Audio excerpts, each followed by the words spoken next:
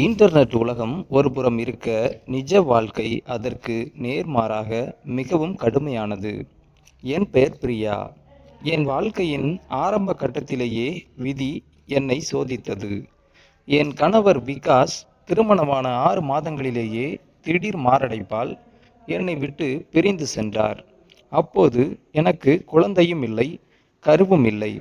ஒட்டுமொத்த உலகமும் என் கண்முன்னே இருண்டு போனது. விகாஸ் இறந்த பிறகு என் பெற்றோரும் அண்ணன்களும் என்னை அவர்கள் வீட்டிற்கு அழைத்துச் செல்ல முயன்றனர். ஆனால் இளமையிலேயே விதவையாகிவிட்ட என்னை சமூகம் பார்க்கும் பார்வையும் சுற்றி இருந்தவர்களின் கேலிகளும் என்னை யோசிக்க வைத்தன.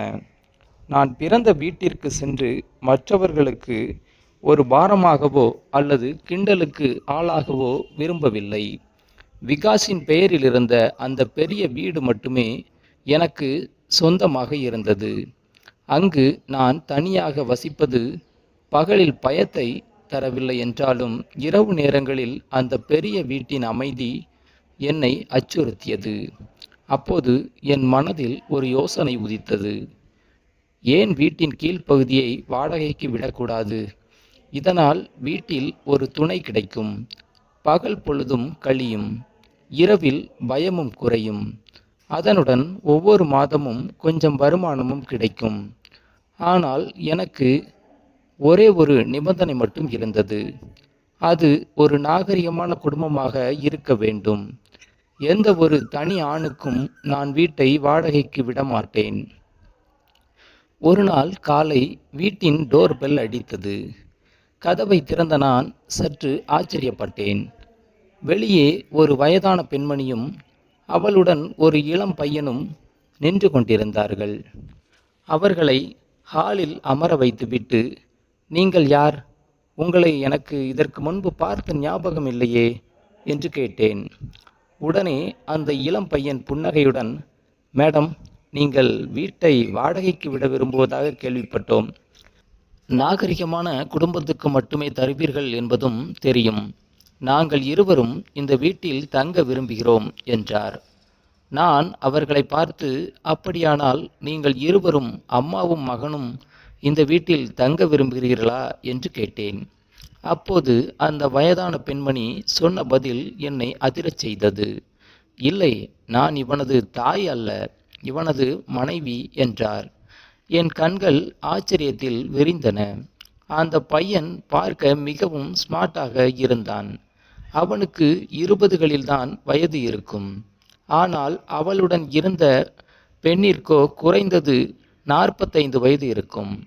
இவ்வளவு இளமையான ஒரு பையன் ஏன் ஒரு வயதான பெண்ணை திருமணம் செய்து கொண்டான் என்று எனக்கு புரியவில்லை.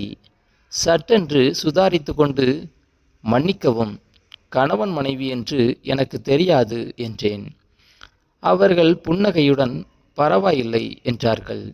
அந்த பையனின் பெயர் ரோஹன், அந்த பெண்ணின் பெயர் சாந்தி. பல யோசனைகளுக்கு பிறகு என் நிபந்தனைகளுக்கு ஒப்புக்கொண்டதால் அவர்களுக்கு கீழ் வீட்டின் சாவியை கொடுத்தேன்.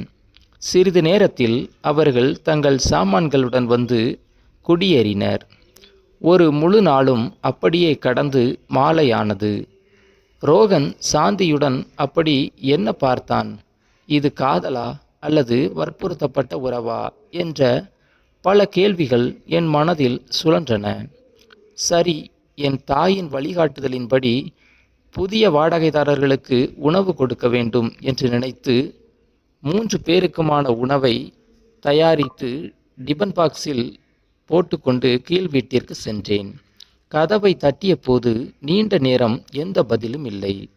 அவர்கள் களைப்பால் தூங்கிவிட்டார்கள் போல என நினைத்து திரும்பிய போது திடீரென கதவு திறந்தது. ரோகன் வெளியே வந்தான். அடட, பிரியாக்கா, இங்கே என்ன செய்கிறீர்கள் என்று கேட்டான். என் கையில் இருந்த டிபன் பாக்ஸை பார்த்துவிட்டு, சாப்பாடு கொண்டு வர வேண்டிய அவசியமில்லை, சாந்தி சமையலறையில் சமைத்து கொண்டிருக்கிறாள் என்றான். பரவாயில்ல ரோகன், இன்று நீங்கள் என் விருந்தினர்கள் என்று சொல்லிக்கொண்டே நான் சமையலறை நோக்கி நடந்தேன். அப்போது ரோகன் பதற்றத்துடன் என் முன்னால் வந்து நின்று, அடட பிரியாக்கா, அவளுக்கு தலைவலி அதிகமாக இருப்பதால் அறையில் தூங்கிவிட்டாள் என்றான். நான் புருவத்தை உயர்த்தி கொண்டு, இப்போதுதானே சமையலறையில் சமைத்து கொண்டிருக்கிறாள் என்று சொன்னாய் என்றேன். அவன் மேலும் பதறிப்போய், இல்லை, சமைக்கும்போது திடீரென தலைவலி வந்தது, போய் தூங்கிவிட்டாள் என்று சமாளித்தான். அவன் ஏதோ ஒரு இரகசியத்தை மறைக்கிறான் என்பது என் அடிமனதில் உரைத்தது. ஆனால் சரி, நமக்கென்ன என்று அந்த எண்ணத்தை உதறி தள்ளினேன். இரவுகள் கடந்து சென்றன. ஆனால் நள்ளிரவு நேரங்களில் விசித்திரமான சம்பவங்கள் அரங்கேறின. 2 நாட்களாக நள்ளிரவில் கீழ் வீட்டிலிருந்து ஒரு பெண் பயங்கரமாக கத்துவதும் வலிமையிழந்து உதவி கேட்பது போன்ற அலறல் சத்தமும் என் காதில் விழத் தொடங்கியது. பயத்தில் என் உடல் நடுங்கியது. மறுநாள் காலை ரோகன் வேலைக்கு சென்ற பிறகு சாந்தியுடன் பேச கீழே சென்றேன். கதவு பூட்டியிருந்தது.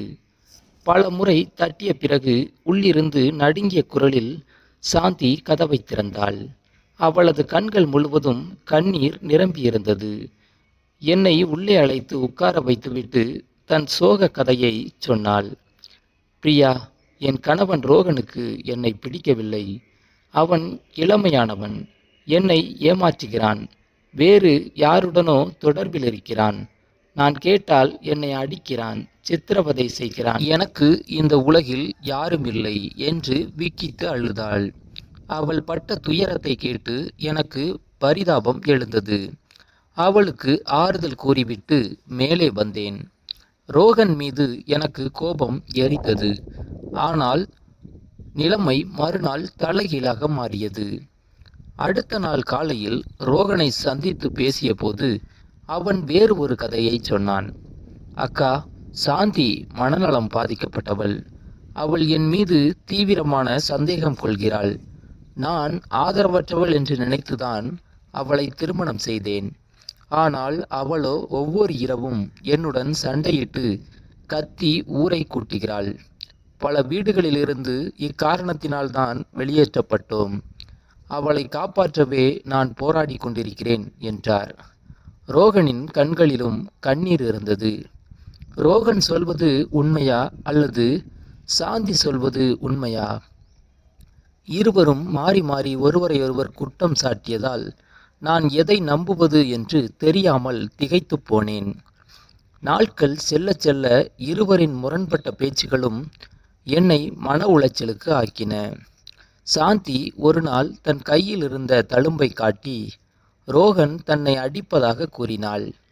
இன்னொரு புறம் ரோகன் அவள் மனநலம் குன்றியவள் என்று உறுதியாக கூறினான். இந்த விவகாரத்தில் உண்மை என்னவென்று கண்டறிய என் வீட்டில் இரகசியமாக கேமரா பொருத்த முடிவு செய்தேன். அன்று இரவு வழக்கம்போல் சாந்திக்கு உணவு கொடுக்க கீழே செல்ல முயன்றேன்.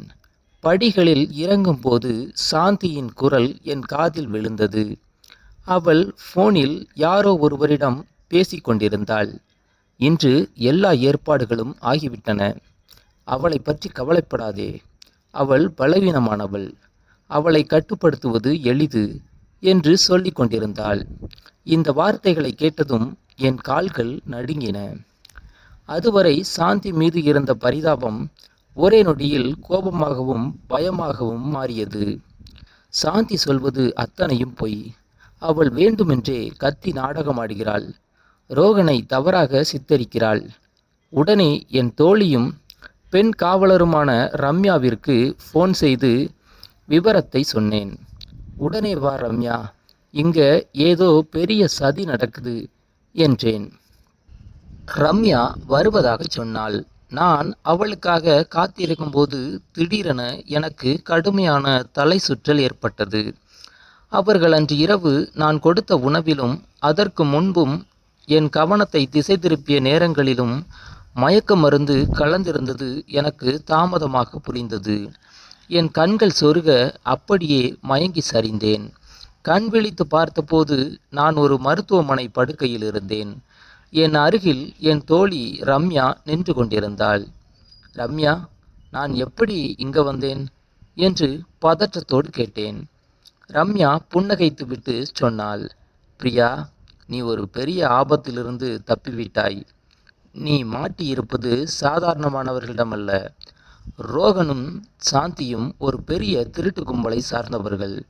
ஆதரவற்ற பெண்களின் வீடுகளில் வாடகைதாரர்களாக தங்குவது, பின்னர் கணவன் மனைவி போல சண்டையிட்டு நாடகமாடி வீட்டு உரிமையாளர்களை குழப்புவது, வீட்டை சூறையாடிவிட்டு தப்புவது இவர்களது வழக்கம். நேற்று இரவு உன் வீட்டில் இருந்த வாஷிங் மிஷின், ஃப்ரிட்ஜ், டிவி, நகைகள் மற்றும் உன்னுடைய விலைமதிப்பற்ற பொருட்கள் அனைத்தையும் திருட அவர்கள் திட்டமிட்டிருந்தனர். உன் உணவில் தூக்க மாத்திரைகளை கலந்தும் விட்டனர். சரியான நேரத்தில் நாங்கள் வந்து அவர்களை கையும் களவுமாக பிடித்து விட்டோம் என்றார். அவள் சொன்னதை கேட்டு என் நெஞ்சம் அடைத்து போனது. மனிதர்கள் திருடுவதற்காக இவ்வளவு தூரம் பொய்யான நாடகங்களை அரங்கேற்றுவார்களா என்று எண்ணி நடுங்கினேன். இறைவன் என்னை சரியான நேரத்தில் காப்பாற்றி விட்டார். இப்போது அந்த சம்பவம் நடந்து முடிந்து பல மாதங்கள் ஆகிவிட்டன. அந்த திருட்டு கும்பல் காவல்துறையிடம் சிக்கிக்கொண்டது. இந்த நிகழ்வு என்னை மீண்டும் தனிமைப்படுத்தியது உண்மைதான். ஆனாலும் தீய மனிதர்களுடன் வாழ்வதை விட எனது தனிமையே மேல் என்று உணர்ந்தேன். இன்றைய காலகட்டத்தில் யாரையும் கண்மூடித்தனமாக நம்ப முடியாது என்பதை இந்த சம்பவம் எனக்கு கற்றுத்தந்தது. இப்போது நான் என் தனிமையை ரசிக்கத் தொடங்கியுள்ளேன். வீட்டின் மாடியில் ஏழை குழந்தைகளுக்கு இலவசமாக பாடம் சொல்லித் தருகிறேன். அந்த சின்ன குழந்தைகளின் சிரிப்பும் அவர்களுடன் செலவிடும் பொழுதும் என் வாழ்விற்கு ஒரு புதிய அர்த்தத்தை கொடுத்துள்ளன. மற்றவர்களை நம்பி ஏமாற தயாராக இல்லை. என்னை சார்ந்துள்ள இந்த சிறிய உலகத்தில் நான் முழுமையான சந்தோஷத்துடன் வாழ்கிறேன்.